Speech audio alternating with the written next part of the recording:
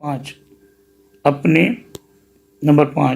باپ اور اپنی ماں کی عزت کرنا، جیسا کہ خداوند تیرے خدا نے تجھے حکم دیا ہے تاکہ تیری عمر دراز ہو، اور جو ملک خداوند تیرا خدا تجھے دیتا ہے اس میں تیرا بھلا ہو۔ نمبر 6 تو خون نہ کرنا۔ نمبر 7 تو زنا نہ کرنا۔ نمبر 8 تو چوری نہ کرنا۔ نمبر 9 تو اپنے پڑوسی کے خلاف جھوٹی گواہی نہ دینا۔ نمبر 10 تو اپنے پڑوسی کی بیوی کا لالچ نہ کرنا، اور نہ اپنے پڑوسی کے گھر یا اس کے کھیت یا غلام یا لونڈی یا بیل یا گدھے یا اس کی کسی اور چیز کا خواہاں ہونا۔ بائبل خروج باب 20:3-71۔ اور یہی احکامات استثناء میں بھی ہیں، باب 5:7-21۔ اوپر والے احکامات اتنے اہم تھے کہ ان حکموں پر عمل نہ کرنے والوں پر آگے چل کر کوہ ایبال پر لعنتیں کی گئیں۔ جب حضرت موسیٰ علیہ السلام مصر سے نکل کر آئے تو کوہ طور اور بعد میں پہاڑی راستے بھی آئے، اور یہی جو موجودہ دور میں جو چل رہا ہے اسرائیل کا، یہ بنی اسرائیل تھے۔ بنی اسرائیل جو تھے وہ تھے جو اللہ کے احکامات پر چلتے تھے۔ ہر بنی اسرائیل میں ہر بندہ برا نہیں تھا جو ہم سمجھتے ہیں یہودی، وہ تو بعد میں جب ان میں بگاڑ آیا تو اس کے بعد دربدر ہوئے۔ اللہ تعالیٰ نے اس وقت تک کا انہیں وعدہ کیا تھا جب تک وہ حکموں پر عمل کریں گے۔ بہرحال بائبل کے مطابق کوہ ایبال پر جو لعنتیں دی گئی تھیں ان میں سے ایک لعنت یہ ہے: لعنت اس آدمی پر جو اپنی کاریگری سے ایسی مورت تراشے یا بت ڈھالے جو خداوند کی نظر میں مکروہ ہے، اور اسے کسی پوشیدہ جگہ میں نصب کرے، اور سب لوگ کہیں آمین کہیں۔ استثناء 27۔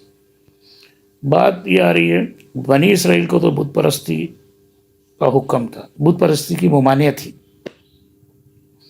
لیکن کہیں نہ کہیں ان میں بھی کچھ لوگ ہوں گے جو چھپا کے رکھتے ہوں گے، ان کے لیے حکم تھا، یعنی کہ شرک منع ہے یہ حکم، اور اس سے متعلق لعنت شرک کرنے والے سے متعلق ہے۔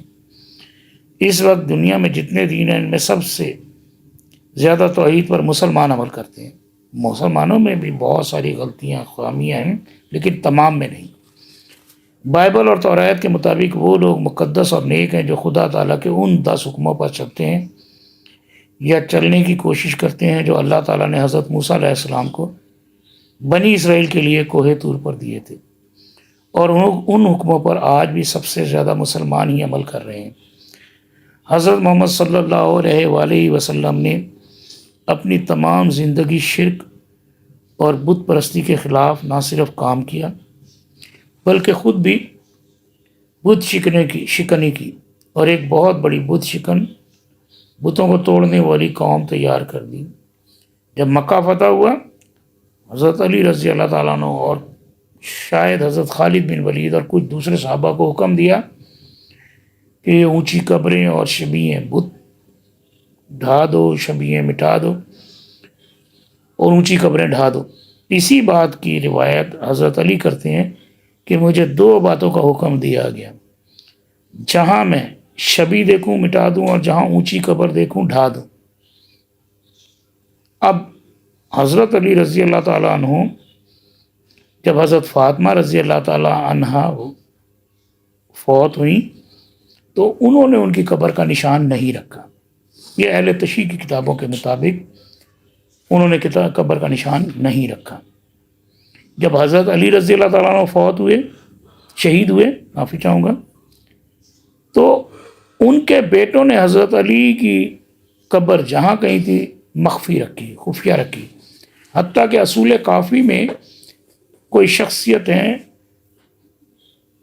جو امام جعفر صادق رحمۃ اللہ علیہ سے پوچھ رہے ہیں کہ حضرت علی کی قبر کہاں ہے، انہوں نے نہیں بتائی۔ جب انہوں نے اصرار کیا تو انہوں نے کہا فلاں ٹیلے پر کچھ پتھر رکھیں، قبر نہیں بنائی تھی، پتھر رکھیں۔ تو اگر ہم حضرت علی رضی اللہ تعالیٰ عنہ کے طریقے پر عمل کرتے ہیں تو ہمیں بھی اسی طرح چلنا چاہیے۔ حضرت محمد صلی اللہ علیہ وآلہ وسلم نے بت پرستی اور شرک کے خلاف نہ صرف بہت زیادہ کام کیا بلکہ جہاد جد و جہد کی، اور عرب جہاں پر بت پرستی عام تھی وہاں سے بت پرستی کا خاتمہ کر کے نہ صرف وہاں پر بلکہ تمام دنیا میں توحید یعنی ایک اللہ کی عبادت کو عام کیا۔ اس سے زیادہ بڑا کام، اس سے زیادہ سٹرگل دنیا میں کسی نے نہیں کی۔ حضرت محمد صلی اللہ علیہ وآلہ وسلم اور ان کے صحابہ کرام نے تو بتوں کو توڑا، جبکہ عیسائی حضرت عیسیٰ علیہ السلام اور حضرت مریم کی شبیہ اور مجسمہ یعنی بت بنا کر شرک کرتے ہیں اور اللہ تعالیٰ کے پہلے حکم کی ہی خلاف ورزی کرتے ہیں، اور ان کے گرجوں میں شبیہ ہیں اور حکم بھی ہیں بائبل میں۔ یا تو ان کے علماء کرام یا ان کے جو پادری ہیں پڑھتے نہیں، یا لوگوں کو بتاتے نہیں، ان کے ذہنوں میں پتہ نہیں کیا چیز آ گئی۔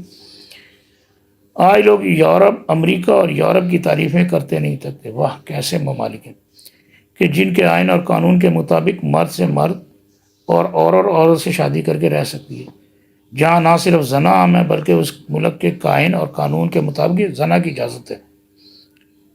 کسی اسلامی ملک میں اجازت نہیں ہے، قانوناً اجازت نہیں ہے۔ لوگ چھپ کے چوری چھپے جو گناہ کریں وہ الگ معاملہ ہے، حکومتوں کو سخت ہونا چاہیے وہ ایک الگ معاملہ ہے، لیکن آئین اور قانون کے مطابق اجازت نہیں ہے۔ وہاں پر ویسے تو زیادہ تر لڑکیاں 18 سال سے بھی کم عمری میں ہی زنا کرتی ہیں، لیکن 18 سال کے بعد ان پر کسی قسم کی پابندی نہیں رہتی۔ واہ کیا خوب ملک ہے کہ جہاں صرف بات کرنے کی ہی نہیں بلکہ خدا کی شریعت کے خلاف کوئی بھی کام کھلے عام کرنے کی آئینی اور قانونی اجازت ہے۔ کیسا زبردست ملک ہے کہ جہاں 18 سال کی عمر کی حد پار کرتے ہی لڑکی کسی بھی قسم کی حدود کو پار کر سکتی ہے، کوئی روکنے ٹوکنے ماں باپ نہیں روک سکتے۔ وہ اپنے ساتھ خواہ کسی لڑکے کو اپنے گھر لا کر رات گزارے، چاہے کسی بھی جنس عورت یا کسی جانور وغیرہ کو اپنے ساتھ رات گزارنے کے گھر لے، اور پھر رات گزرنے کے بعد اگلے دن اس کے ماں باپ اس سے پوچھتے ہیں کہ رات کیسی گزری، کیا آپ خوب لطف اندوز ہوئی، انجوائے کیا۔ یہ امریکہ اور یورپ کی تہذیب۔ یاد رہے کہ کسی اسلامی ملک کے آئین اور قانون کے مطابق کسی ایسے عمل کی اجازت نہیں جس کی اللہ کی شریعت میں حد مقرر ہو۔ امریکہ اور یورپ میں جگہ جگہ شراب خانے کھلے ہیں جہاں ہر روز، لیکن جمعہ اور ہفتہ کی رات خاص طور بہت بڑی تعداد میں لڑکیاں اور لڑکے اور حتیٰ کہ بوڑھے مرد عورت بھی ان شراب خانوں میں اکٹھے ہوتے ہیں، شراب پیتے ہیں، سور کا گوشت کھاتے ہیں اور زنا کرتے ہیں۔ وہاں پر کئی ہوٹل اور ریسٹورنٹ ہم جنس پرستوں کے لیے مخصوص ہیں، جبکہ کسی بھی اسلامی ملک کے آئین اور قانون کے مطابق مرد کی مرد سے اور عورت کی عورت سے شادی جائز نہیں اور زنا کی قانوناً اجازت نہیں۔ اگر کسی اسلامی ملک میں لوگ چوری چھپے زنا کریں تو وہ ایک الگ معاملہ ہے، حد ہونی چاہیے، یہ نرمی ہے، غلطی ہے، لیکن کسی اسلامی ملک کے آئین اور قانون میں اجازت نہیں۔